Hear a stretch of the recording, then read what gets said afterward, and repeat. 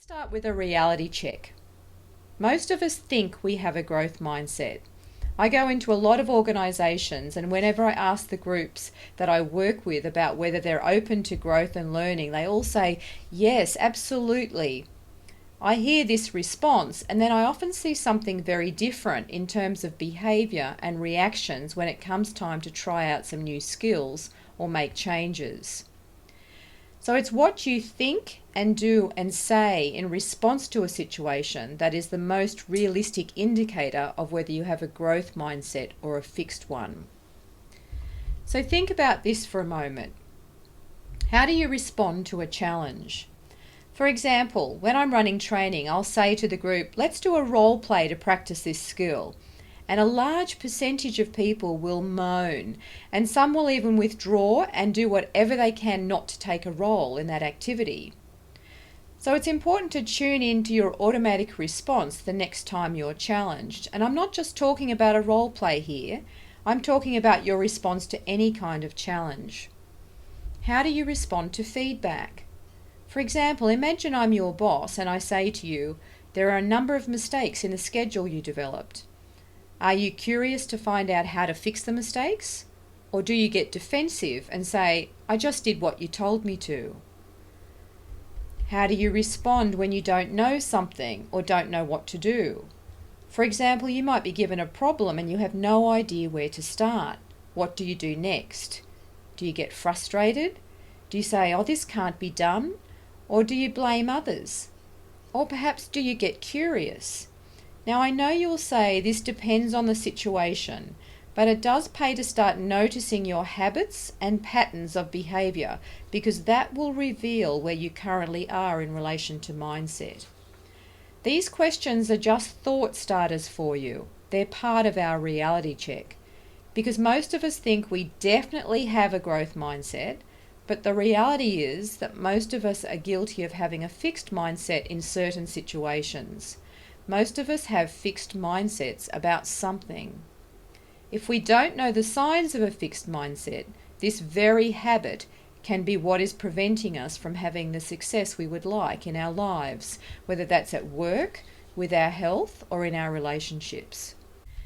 According to Dweck, individuals can be placed on a continuum according to their implicit views of where their ability comes from. Some believe their success is based on innate ability. These are said to have a fixed theory of intelligence or a fixed mindset. Others who believe their success is based on hard work, learning, training and perseverance are said to have a growth mindset. Individuals may not necessarily be aware of their own mindset, and this is very common, but their mindset can still be discerned based on their behaviour and their language. It is especially evident in their reaction to failure. Fixed mindset individuals dread failure because it is a negative statement on their basic abilities, while growth mindset individuals don't mind or fear failure as much because they realise their performance can be improved and that learning comes from failure. These two mindsets play an important role in all aspects of a person's life. Dweck argues that the growth mindset will allow a person to live a less stressful and more successful life. So how great would it be to be able to own and control that? So here at Great Managers, we're all about building new skills and habits. So here is our Great Managers 5-stage process, so you can take the growth mindset actions and build the habit of a growth mindset. Stage 1 is all about believing. You need to believe that you can learn. Since these are your thoughts, you can change them. This is the essence of personal power, of choice and responsibility. As Viktor Frankl wrote in his book, Man's Search for Meaning, everything can be taken away from a person but one thing. The last of the human freedoms is to choose one's attitude or belief in any given set of circumstances, to choose one's own way. So be willing to believe. Be willing to believe in and be okay with not yet. Stage 2 is to stretch. Get thirsty. Stretch outside your comfort zone. When we stretch our body, it feels really good. It can be the same with your mind. So start associating that discomfort with growth. Start to enjoy that feeling. Think of it like an adventure. Enjoy the tension of not knowing yet. The truth is, as a leader, if you're not growing, you're not standing still, you're actually getting left behind. Stage 3 is plan and do. So think about what you want to get better at and plan when you're going to use that skill, and then do it a lot in stages if necessary. All skill development is a progression that requires practice. Think about what it takes to become a better listener, for example. It takes thinking about what you will practice. For example, you're paraphrasing, being attentive, and asking good questions.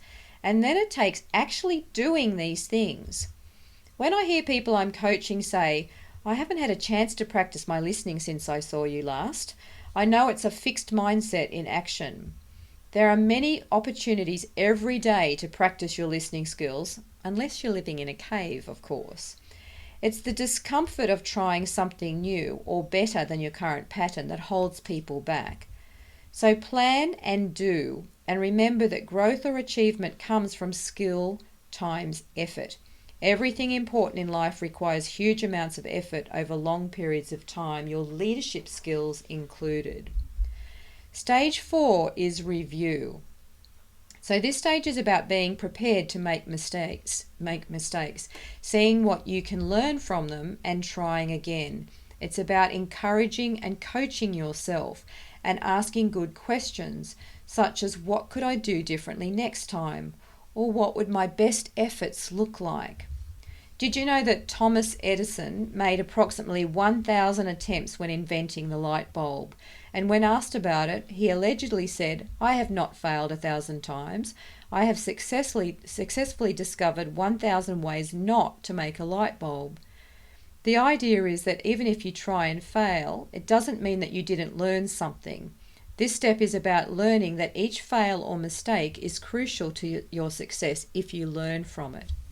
And stage 5 is repeat. Repeat the pattern. Do it more. The fastest way to change your mindset is to feed the one you want to create.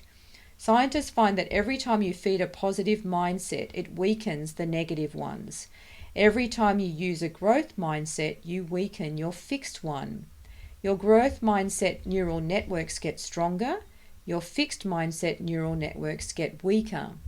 Professional athletes and top sports people have known this for years. Look at what they feed their mind every day. Not only do they practice their exceptional skills over and over again, they also spend time watching films of other successful sports stars. They spend time visualizing and feeling themselves going through the same events. They focus so much on their psychological state and mindset because they know how important it is to their success. Repetition is key to growth. And enjoy the growth. Positive emotions imprint the learning and make it stick. Positive emotions trigger the release of endorphins and other supportive brain chemistry. So remember, any resistance you feel is just the neural network. It takes effort to form neural networks. It has nothing to do with your worth or your abilities. So strengthen your growth mindset by adding enthusiasm and inspiration and make it fun.